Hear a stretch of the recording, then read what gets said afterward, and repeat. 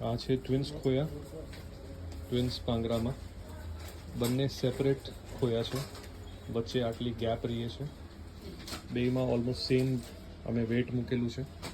હવે એક તમને બીજો ડેમો આપી દઉં. એક તો આ તમે જોઈ લીધું કે બીજે ગેપ રહીએ છે, એકબીજાને ભટકાતા નથી.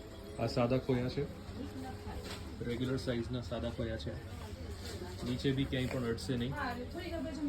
અને અમે તો હજી આમાં મોટર કિટ ફિટ કરેલી છે એટલે આ બહુ નીચે છે, બાકી તમારા ઘોડિયામાં તો આ વસ્તુ અહીંયા ઉપર રહેશે, તો હજી પણ તમને નીચેથી પ્રોપર ઉપર રહેશે.